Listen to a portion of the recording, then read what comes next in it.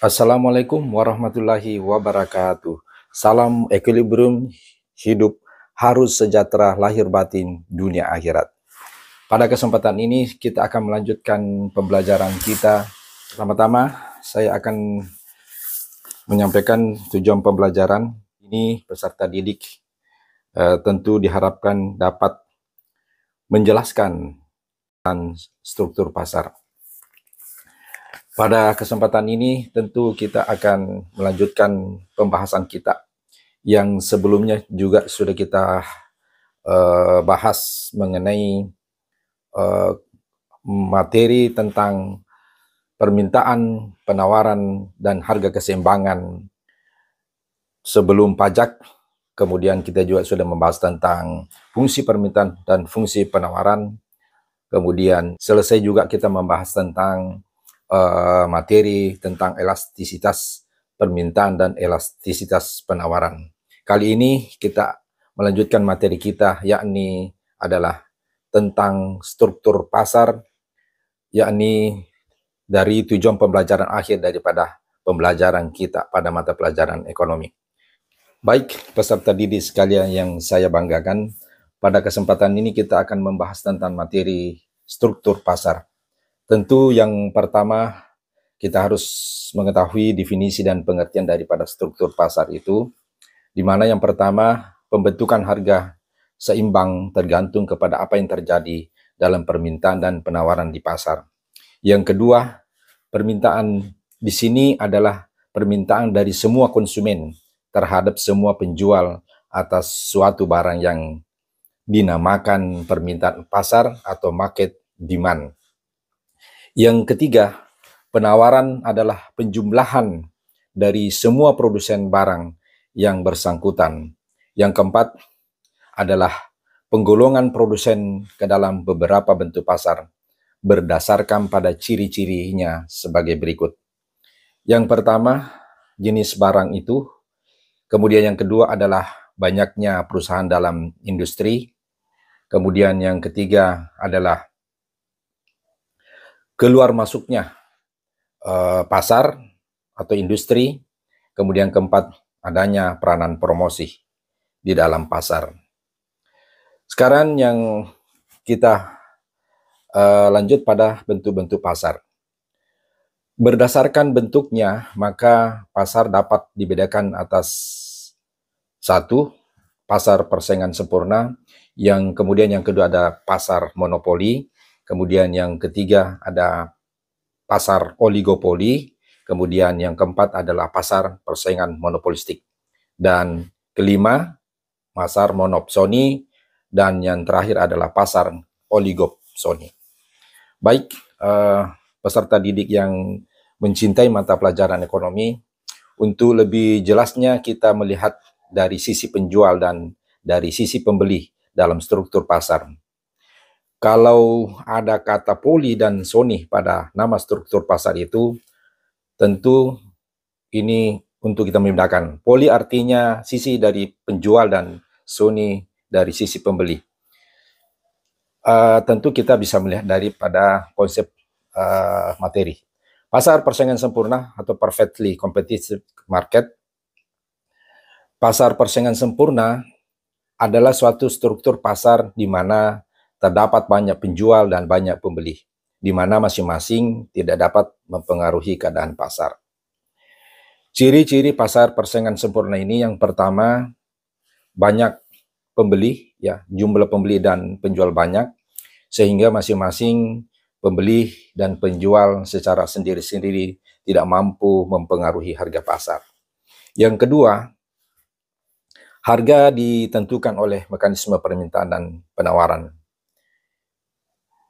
Tentu ini tidak dapat diubah atau ini sudah bagian daripada hukum ekonomi. Kemudian yang ketiga, setiap penjual dan pembeli sebagai pengambil harga atau price taker. Yang keempat adalah setiap perusahaan menghasilkan barang yang sejenis sifatnya atau yang biasa disebut dengan serba sama atau homogen, ya misalnya seperti produk Android, ya sama-sama Android tetapi berbeda merek. Ya ada Samsung, ada Sony dan sebagainya. Kemudian yang kelima, setiap perusahaan bebas keluar masuk pasar atau free entry and exit. Kemudian yang keenam adalah sumber produksi bebas bergerak kemanapun. Kemudian yang ketujuh, pembeli dan penjual mempunyai pengetahuan yang sempurna terhadap pasar atau perfect knowledge. Kemudian selanjutnya ada yang disebut juga pasar monopoli. Ya, pasar monopoli ini yang pertama, cirinya semua bentuk pasar yang bukan persaingan sempurna dinamakan bentuk pasar persaingan tidak sempurna atau imperfect competition yang mempunyai berbagai bentuk.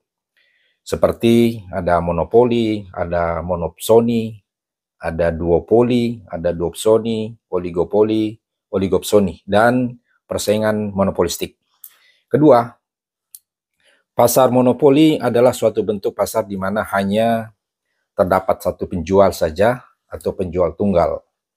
Kemudian ketiga, bebas menentukan harga.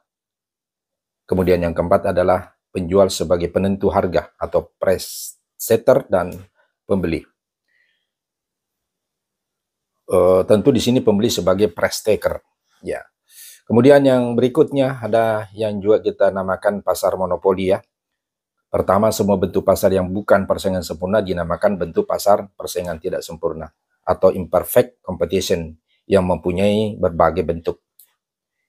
Ya, ada monopoli, ya tadi monopoli satu penjual, kemudian monopsoni satu pembeli, duopoli dua penjual, duopsoni dua pembeli, oligopoli beberapa penjual, dan oligopsoni beberapa pembeli, dan persaingan monopolistik. Kemudian yang kedua, pasar monopoli adalah suatu bentuk pasar di mana hanya terdapat satu penjual saja, yang biasa disebut juga ada penjual tunggal. Kemudian ini yang berikutnya bebas menentukan harga, kemudian berikutnya penjual sebagai penentu harga atau price setter dan pembeli itu sebagai price taker. Selanjutnya, dalam pasar monopoli itu faktor-faktor penyebabnya terbentuknya pasar monopoli ini. Yang pertama karena teknologi tinggi, kemudian yang kedua ada modal tinggi, kemudian yang ketiga adalah peraturan. Ini misalnya peraturan dari pemerintah yang disebut dengan monopoli undang-undang. Kemudian yang keempat ada produknya sangat spesifik, ya, produk yang seperti khusus ya, spesifik. Kemudian ada pasar oligopoli. Oligopoli ini adalah suatu bentuk pasar yang di dalamnya hanya ada beberapa penjual. Cirinya bisa kita lihat masing-masing penjual mempunyai pengaruh atas harga barang yang dijual, tetapi tidak sebesar pengaruh penjual monopoli. Kemudian yang kedua, ada saling ketergantungan antara perusahaan yang satu dengan perusahaan yang lain. Yang ketiga adalah untuk menguasai harga dan konsumen adalah menggunakan merek dagang tertentu atau differentiated product dengan mutu dan rasa agak sedikit berbeda. Kemudian yang keempat ada perusahaan oligopolis. Ini bersedia bekerja sama dengan saingannya, menjalankan kebijakan harga atau output untuk memperoleh laba maksimal secara bersama-sama. Kemudian yang kelima, ini membentuk kartel. Perlu saya jelaskan bahwa kartel ini adalah suatu hubungan adanya kerjasama atau kolusi antara beberapa kelompok produsen atau perusahaan dalam melakukan produksi barang serta memasarkannya yang bertujuan menetapkan harga. Tujuannya untuk membatasi penawaran dan persaingan. Berdasarkan hukum anti monopoli, kartel ini sudah dilarang di hampir semua negara. Ya. Jadi walaupun demikian, kartel tetap saja ada, baik dalam lingkup nasional maupun internasional, formal maupun informal. Selanjutnya, peserta didik sekalian yang saya banggakan, ada juga yang dinamakan pasar persaingan monopolistik. Ada unsur monopoli dan ada unsur persaingan, sifat persaingan monopolistik ini. Yang pertama, jumlah pembeli dan penjual agak banyak, sehingga masing-masing perusahaan mempunyai pengaruh atas harga, meskipun tidak besar. Kemudian yang kedua, barang-barang yang dijual belikan tidak homogen bahkan sengaja dibeda-bedakan baik dalam merek, bentuk, warna, dan ukuran, atau ini biasa disebut dengan produk variation. Jadi walaupun mutunya sama, ya, tapi dia produknya hampir sama. Yang ketiga, merek memegang peranan penting untuk memikat konsumen, walaupun untuk itu memerlukan tambahan biaya. Akan tetapi selama marginal cost atau MR-nya lebih besar dari MC. Jadi MR lebih besar MC. MR itu adalah marginal revenue atau marginal penerimaan. MC itu adalah marginal cost atau marginal biaya. Jadi MR lebih besar dari MC. Cara ini masih memberikan tambahan keuntungan. Penjualannya dengan berbagai cara seperti pemasangan iklan, penjualan dari rumah ke rumah, atau biasa disebut juga face to face, pemberian hadiah atau bonus, dan lain-lain. Akibatnya sering terjadi peran iklan dan peran harga. Jadi di sini ada persaingan harga yang sangat ketat. Kemudian pasar monopsoni. Pertama, monopsoni itu adalah suatu bentuk pasar di mana hanya terdapat satu pembeli atau pembeli tunggal.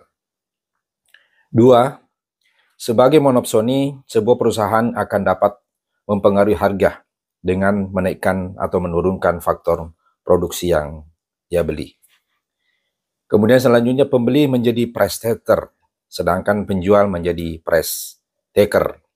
Dalam keadaan tertentu, monopsoni atas faktor-faktor produksi dapat bertindak sebagai monopolis atas hasil produksi. Selanjutnya, pasar monopsoni dapat timbul karena berbagai sebab. Jadi antaranya adalah: pertama, pengaruh letak geografis. Kemudian barang yang diperjualbelikan sangat spesifik. Ya, sangat spesifik. Kemudian kita lanjut pada pasar oligopsoni. Ya, oligopsoni tadi adalah beberapa pembeli. Karena Sony pembeli. Oligopsoni adalah suatu bentuk pasar di mana terdapat beberapa pembeli, di mana masing-masing pembeli cukup besar untuk dapat mempengaruhi harga barang yang dibelinya. Kemudian antara monopsoni dan oligopsoni ada bentuk pasar yang dinamakan duopsoni, yaitu bila hanya terdapat dua pembeli, tetapi dalam prakteknya bentuk pasar ini sudah jarang dijumpai sekarang ini. Jadi hanya ada dalam teori ekonomi, tetapi dalam prakteknya sudah jarang ditemui. Selanjutnya, dalam pasar oligopsoni banyak produsen menghadapi beberapa pembeli, di mana pembeli bertindak sebagai price setter dan penjual bertindak sebagai price taker. Demikian peserta didik yang saya banggakan atas perhatiannya dari awal sampai terakhir materi struktur pasar ini. Saya mengucapkan banyak terima kasih. Kurang lebihnya mohon dimaafkan. Saya ucapkan billahi taufik wal hidayah. Assalamualaikum warahmatullahi wabarakatuh.